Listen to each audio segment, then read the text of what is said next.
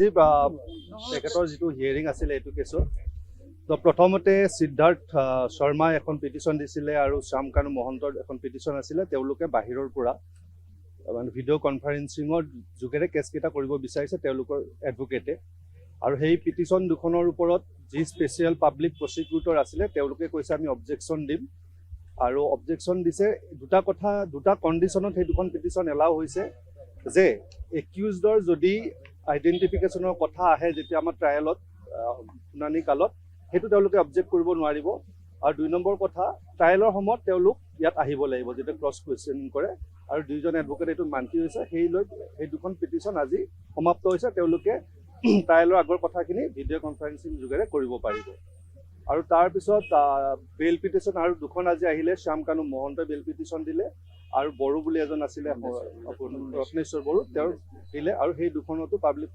Special public প্ৰচিকিউটৰে কৈছে আমি objection দিম আৰু এই গোটেই বেল পিটিশ্যনবিলাক 22 জানুৱাৰীত ফিক্স হৈছে সেইদিনাখন স্পেচিয়েল পাব্লিক প্ৰচিকিউটৰে অবজেকশ্যন দিব আৰু মহামান্য আদালতৰ সেইটো শুনানি হ'ব আকৌ 30 তাৰিখে গোচৰৰ যিটো ৰেগুলাৰ ডেট সেইটো হৈছে সেই ডেটত যিটো আজি চাৰ্জ হিয়াৰিঙৰ কথা আছিলে যেহেতু তেওঁলোকে অন্য কেইখনমান পিটিশ্যন দিছে যে আমাৰ কি নাম আছিলে তাৰ সিদ্ধাৰ্থ শৰ্মা আৰু গোস্বামী তেওঁলোকে কৈছে আমি কিছুমান ডকুমেণ্ট পোৱা নাই গতিকে ডকুমেণ্টখিনি নোপোৱাৰ কাৰণে আজি চাৰ্জ হিয়াৰিংটো নহ'ল আৰু সিদ্ধাৰ্থে দিছে গোস্বামীয়ে এখন পিটিশ্যন দিছে যে তেওঁৰ গা বেয়া তেওঁ প্ৰপাৰ ট্ৰিটমেণ্টৰ কাৰণে হেৰি লাগে আৰু একৰ্ডিংলি কোৰ্টে এটা অৰ্ডাৰ কৰিছে যে তেওঁ যদি গা বেয়া এইটো ফাণ্ডামেণ্টেল ৰাইট হয় সেইটো তেওঁ নিশ্চয় ট্ৰিটমেণ্ট কৰাব এটা কথাটো হ'ল আমাৰ যিটো দাবী আছিলে গুৱাহাটী উকিল সন্থাৰ দাবী বা আমাৰ যিটো দাবী আছিলে যে ইয়াত স্পেচিয়েল পাব্লিক প্ৰচিকিউটৰ টীম এটা লাগে যিয়ে নহওক আজি 4-5 জনীয়া টীম এটা দিছে জিয়াউল কামাৰ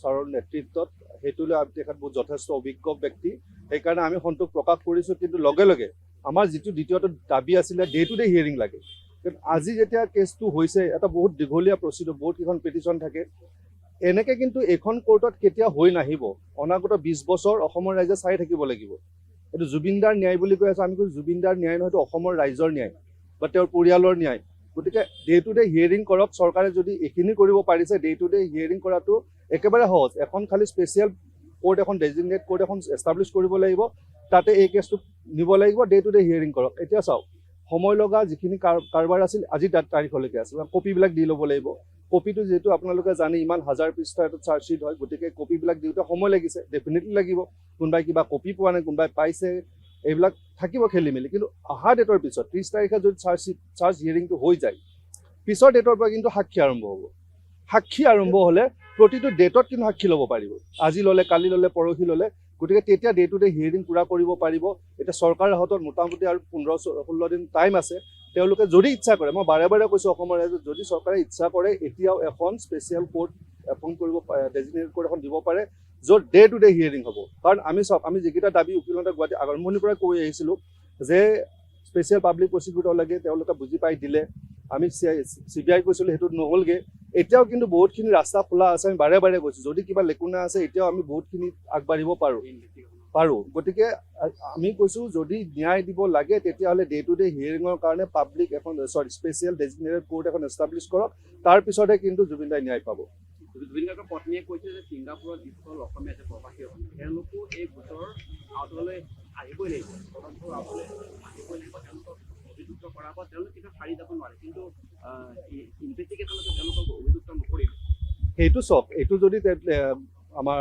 জুবিনদাৰ যদি গৰিমা শইকীয়া গাৰ্গৰ যদি কিবা অবজেকশ্যন আছে তেওঁলোকক আনিব লাগে নানিব লাগে এইটো এতিয়া গৰিমা শইকীয়া গাৰ্গ বা আমি একো কৰিব নোৱাৰোঁ এইটো এটা কোৰ্টলৈকে আহিল যদি তেনেকুৱা মই সেইকাৰণে কৈছোঁ এতিয়া বহুত কৰিব পাৰি কোৰ্টত যদি কিবা কাৰণত আহে যে ফাৰ্ডাৰ ইনভেষ্টিগেশ্যন লাগে বিফৰ চাৰ্জ হিয়াৰিং কিন্তু এটা সময়ৰ পিছত কিন্তু নহ'ব টেকনিকেল কথা আছে গতিকে সেইবিলাক কৰিব লাগিলে এতিয়াই ভালকৈ হোমৱৰ্ক কৰিব লাগিব এতিয়াই ভালকৈ হোমৱৰ্ক কৰিয়ে কামটো কৰিব লাগিব যদি মই প্ৰৱাসী অসমীয়া আহিব লগা আছে তেতিয়াহ'লে নিশ্চয় আহিব পাৰিব কিন্তু মুখৰ কথাত নহ'ব নহয় মানুহ এটা ইনভেষ্টিগেশ্যন কৰি যদি তেওঁলোকৰ এগেইনষ্টে পোৱা নাই সেইকাৰণে চাগে তেওঁলোক একিউজ কৰা নাই যদি পালেহেঁতেন কৰিলেহেঁতেন নাজানো যদি এইকাৰণে কৈছোঁ আমি ইপচেণ্ট বাটতে আছোঁ যদিহে হ'ব পাৰে তেনেকুৱা কথাত আছোঁ গতিকে কাৰোবাক জোৰ দিলেই হ'ব আনিবই লাগিব তেনেকুৱা ধৰণৰ কথা নাই কিন্তু এতিয়াও ৰাস্তা খোলা আছে আমি বিচাৰিছোঁ প্ৰকৃত অপৰাধী যিজন প্ৰকৃত অপৰাধী তেওঁ শাস্তি পাব লাগে কিবা এটা কথাত বেলেগে শাস্তি কিন্তু পোৱাটো আমি নিবিচাৰোঁ, কাৰণ আপুনি যদি কিবা বিনা দোষত শাস্তি পায় ভাল নালাগিব। ঠিক তেনেকৈ যিজন শাস্তি মানে দোষ কৰিছে তেওঁ যদি হাৰি যায় সেইটোও কিন্তু আমাৰ ভাল নালাগিব। গতিকে আচল কাৰণটো উদঘাটন হ'ব লাগে। সেইকাৰণে আপুনি কৈছিলে কৰোণাৰ কথাটো কৈছে, কৰোণাৰ কোৰ্টত গ'লে ছিংগাপুৰত যিটো হৈছিলে আচলতে অসমৰ ৰাইজে নাজানে, আমি বেছি ভালকৈ নাজানো, কিন্তু যিখিনি অধ্যয়ন কৰিছোঁ কৰোণাৰ কোৰ্টত কি হ'ল, যেতিয়া এনেকুৱা ধৰণৰ কিবা এটা ইনচিডেণ্ট হয়, ডেথ হয়, চব কেছত নহয়, স্পেচিয়েল কেছত, তেতিয়া তেওঁলোকক কৰোণাৰ কোৰ্ট বহে। কৰোণাৰ কোৰ্টৰ এজন জাজ হয়, তাতে যিটো তেওঁলোকৰ ফাইণ্ডিংছ থাকিব, যিটো পাব তেওঁলোকে ইনভেষ্টিগেটিং অফিচাৰ, আমাৰ যেনেকৈ পুলিচে কৰে তাতেও পুলিচে কৰে, তাৰে যিটো ফাইণ্ডিংছ তেওঁ একচেপ্ট কৰিব পাৰে নকৰিব পাৰে। যদি একচেপ্ট কৰিলে হৈ গ'ল, যদি একচেপ্ট নকৰে ফাৰ্ডাৰ ইনভেষ্টিগেশ্যন দিব পাৰে। ইয়াতে কিন্তু পৰিয়ালৰ লোকৰো কিন্তু তাত হেৰি আছে, ৰোল আছে। পৰিয়ালৰ লোক যদি তাত পাৰ্ট লৈ কয় যে আমাৰ ইয়াত অবজেকশ্যন আছে, ইয়াত ফাৰ্ডাৰ ইনভেষ্টিগেশ্যন হ'ব পাৰে বুলি যদি আমি আমাৰ ফালৰ পৰা ক'ব পাৰোঁ, তেতিয়াহ'লেও কিন্তু কৰোণাৰ যিজন জাজ থাকে তেওঁ এটা ফাৰ্ডাৰ ইনভেষ্টিগেশ্যনৰ কাৰণে এটা মানে ৰাইডাৰ দিয়া এটা পূৰা স্কোপ থাকে। তেতিয়া আকৌ নতুনকৈ বস্তুটো আৰম্ভ হ'ব। এতিয়া ড্ৰাউনিং বুলি কৈ যিটো প্ৰথম আছিলে, তেওঁলোকে দেখিছে ড্ৰাউনিঙে হয়, যিটো ৰিপৰ্ট পাইছে, সেইকাৰণে এইটো কৈছে। যদি বেলেগ এংগুলত আমি কথাটো এষ্টাব্লিছ কৰিব পাৰোঁ থ্ৰু প্ৰপাৰ চেনেল, আমাৰ এক্সট্ৰা হত্যাৰ গোচৰ গতিকে হত্যাৰ কাৰণে আছিলে কাৰণে কৰোণাৰ হ'ল, আদাৰৱাইজ বেলেগ কেছবিলাকত নহয়। মানে যিবিলাক কেছ অলপ ধৰক গুৰুতৰ হয় সেইবিলাকত হয়। গতিকে সেই লাইনটোত যদি আমি যাব পাৰোঁ, তেওঁলোকৰ পৰিয়াল কেনেকৈ যায় কেনেকৈ নাযায়, এক্সটাৰ্নেল এফেয়াৰ্ছ মিনিষ্টাৰ নিশ্চয় চিনাকি আছে, এম্বেচিত যোগাযোগ কৰি নিশ্চয় যাব পাৰে 14 তাৰিখৰ হিয়াৰিঙত। আমি বিচাৰিছিলোঁ যে তাত পাৰ্ট লোৱাটো, গতিকে পাৰ্ট লোৱা নাই, তেওঁৰ কিবা অসুবিধা হ'ব পাৰে, গতিকে সেইটো আচলতে কৰিব লাগিছিল আৰু কৰাটো দৰকাৰ, চ' ডেট আচল কথাটো আমি গম পাওঁ, অসমৰ মানুহে গম পাওক কি হৈছিল জুবিন দাৰ লগত।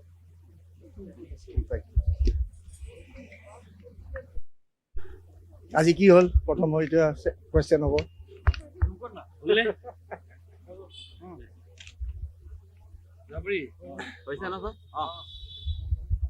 আজি গোচৰটোৰ শুনানি আছিল, আপুনি প্ৰথমবাৰলৈ আপোনাৰ টীমৰ সৈতে উপস্থিত থাকিল। কি প্ৰচিডিং হ'ল, পৰৱৰ্তী তাৰিখ কি হ'ল আৰু কেনেকুৱা ধৰণৰ আত্মবিশ্বাস আজি আপোনাৰ আহিল?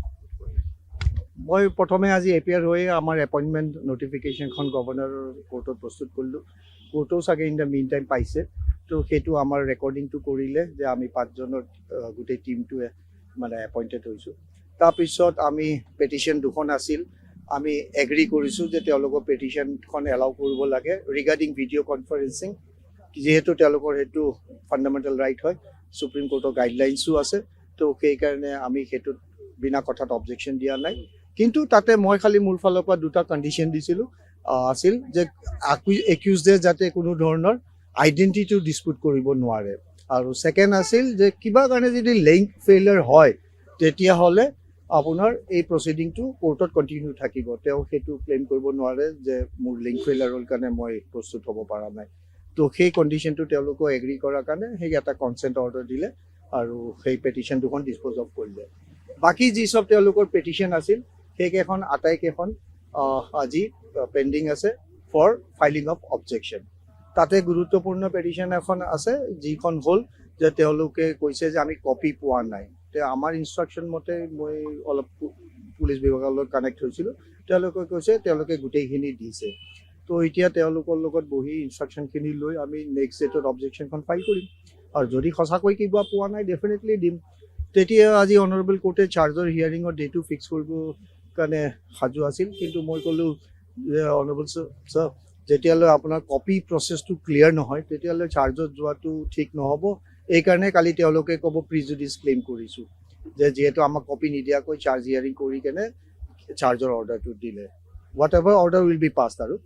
তো সেইটো কাৰণে কোৰ্টে এই নেক্সট ডেটটো অবজেকশ্যন হিয়াৰিঙৰ কাৰণে ৰাখিছে। আৰু আজি এখন গুৰুত্বপূৰ্ণ পেটিশ্যনো পুলিচ বিভাগে ফাইল কৰিছে, সেইটো হ'ল সিদ্ধাৰ্থৰ এটা কিবা ফ্লেট এটা আছে ফটাকিলৰ ফালে, সেইটো এটেচ কৰাৰ পেটিশ্যন দিছে, আৰু তাতেও আমাক ডাইৰেকশ্যন দিছে যে পেটিশ্যনৰ কপিটো তেওঁলোকক ছাৰ্ভ কৰিব লাগে। সেইটো আজি 3 দিন সময় দিছে, আমি পাৰিলে মানডে ভিতৰত ফাইল কৰি দিম। আৰু বেল পেটিশ্যন আজি নতুনকৈ, আগৰটো 3খন পেণ্ডিং আছেই, তো আৰু আজি নতুনকৈ ফাইল কৰিলে আপোনাৰ মনোৰঞ্জন নন্দেশ্বৰ বৰা আৰু শ্যাম কানু মহন্তই। তো সেই গতিকে একেলগে এই 5খন বেল পেটিশ্যন অহা তাৰিখত 5খনে 22 তাৰিখে শুনানি হ'ব। ইন দ্য মিন টাইম আমি ফাইল কৰিম আমাৰ অবজেকশ্যনখিনি।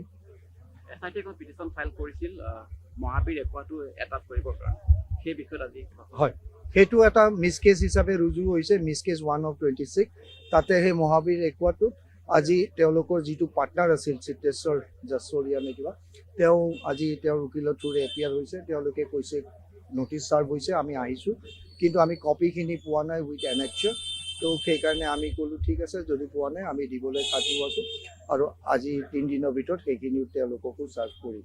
তাৰপিছত সেই 30 তাৰিখে সেই একে ডেট দিছে, তেতিয়া সেইদিনাখনো আমি অবজেকশ্যন তেওঁলোকে ফাইল কৰিব আৰু আমি শুনানিটো কৰিম। এটা অতি গুৰুত্বপূৰ্ণ কেছৰ দায়িত্ব আপোনাৰ ওপৰত পৰিছে, কাণ্ডত আহিছে, আপুনি সকলো জানেই। আজি গোচৰটো আপুনি হাজিৰ হ'ল, আপুনি অসমৰ ৰাইজক কেনেকুৱা ধৰণৰ বাৰ্তা বা মেছেজ ইয়াৰ পৰা দিব বিচাৰিব গোচৰটোতে? তো এইখিনিয়ে ক'ম যে লিগেল প্ৰচেছত এটা লিগেল ফাইট হয়, আৰু লিগেল ফাইটটো এনেকুৱা হয় যে জাজে দুই পক্ষকে শুনে তাৰপিছত জাষ্টিচ কৰে। এইটো নহয় যে মানে এক পাৰ্টিক শুনি কেনে সেই জাজমেণ্ট দিব। তো যিহেতু যাৰ যি ৰাইট আছে, যি মৌলিক অধিকাৰ আছে, সেই গোটেইখিনি চাই কেনেহে কোৰ্টে ফেচলাটো কৰিব, ৰায়দানটো দিব। তো আমি যিমান পাৰোঁ সেইখিনি আমি লিগেল প্ৰচেছত আগবঢ়াই যাম। কিন্তু তাতে গুৰুত্বপূৰ্ণ কথা এটাই খালি মই কৈ থৈ দিম যে আমাক যিখিনি মেটেৰিয়েলছ ইনভেষ্টিগেশ্যনত ছাপ্লাই কৰিছে, আমি সেই ভিত্তিতে কেছটো আগবঢ়াই লৈ যাম। যিহেতু আমাৰ আইনী প্ৰক্ৰিয়া সেইটো, আমি কোনো এডো এক্সট্ৰা নতুন কৰিব নোৱাৰোঁ, কোনো ছাবষ্ট্ৰেক্টো কৰিব নোৱাৰোঁ। যিখিনি আছে সেই তথ্যৰ ভিত্তিতেই আমি কেছটো চলাই লৈ যাব লাগিব।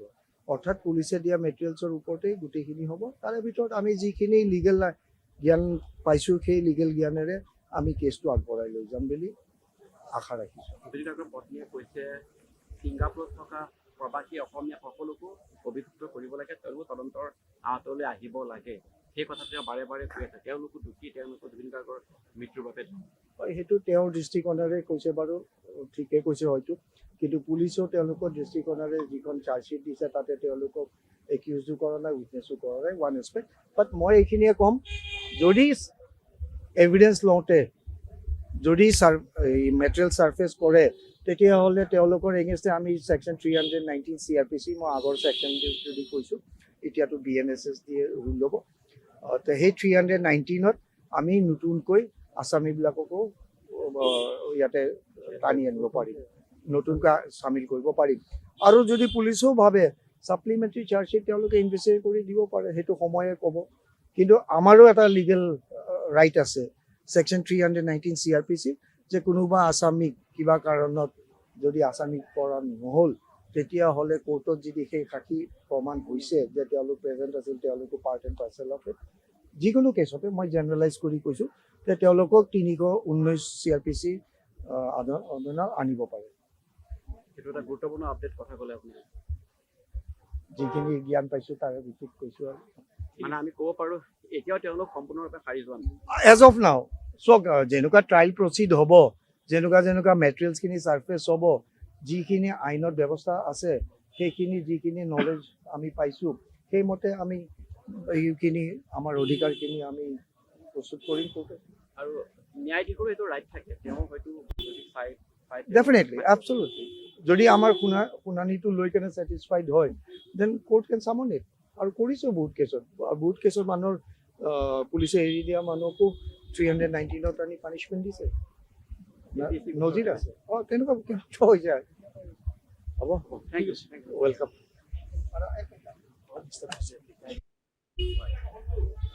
আমি চেষ্টা কৰিব লাগিব কেনেকৈ কেছটোত আমি ছাকচেছ হ'ম। এতিয়া জাষ্ট একদম আৰম্ভণি প্ৰক্ৰিয়া, আজিতে কোনো কমেণ্ট দিব নোৱাৰি। দৈনিক কেনেকৈ আগবাঢ়ি যাব সেই অধ্যয়নেৰে আমি তেতিয়া ক'ব পাৰিম। সেইখন আমি এতিয়া বেইল, তেওঁলোকে 5জনে বেইল কৰিছে, তাত আমি এই 5জনৰে আমি বেইল অবজেকশ্যন দিম বুলি আজি আমি কোৰ্টক কৈছোঁ। আৰু আমি এতিয়া চাৰ্জশ্বিটৰ গোটেইখিনি মেটেৰিয়েল চাই আইনৰ গণ্ডিৰে কেনেকৈ আমি বেইলটো প্ৰতিহত কৰিব পাৰোঁ, সেইটো আমি চেষ্টা কৰিব লাগিব। কেইবাগৰাকী অধিবক্তা তেওঁলোকৰ হয়, তেওঁলোকৰ আমাৰ আনন্দ ভূঞাই হৈছে অমৃতপ্ৰভা মহন্তৰ কাৰণে, আৰু আপোনাৰ ভিডিঅ' কনফাৰেন্সিঙত দিল্লীৰ উকিল আছে, কলকাতাৰ উকিল আছে। সন্দীপন গাৰ, সিদ্ধাৰ্থ শৰ্মা, শ্যাম কানু মহন্ত, এই দুজনৰে মেইনলি তেওঁলোকে হেৰি কৰিছে। এই গোচৰ প্ৰক্ৰিয়াটো ফাষ্ট ট্ৰেক কোৰ্ট হ'লে বেছি সোনকালে হোৱাৰ এটা হেৰি থাকে বা এনেকুৱা ধৰণৰ কিবা আবেদন দিয়া হ'ব নেকি বা ন্যায়ালয়? এইটো কোৰ্টে ডিচাইড কৰিব লাগিব। যদি ফাষ্ট ট্ৰেক কোৰ্ট গঠন কৰি দিয়ে, স্পেচিয়েলি এখন আদালত দিব লাগিব তেতিয়াহ'লে, কাৰণ এই আদালতত থাকিলে ইয়াত বহুত কেছ থাকে, সদায় হয়তো কৰা সম্ভৱ নহ'ব পাৰে। সেইকাৰণে তাৰ কাৰণে হয়তো এখন বেলেগ স্পেচিয়েল কোৰ্ট দিব লাগিব যদি হেৰি কৰে।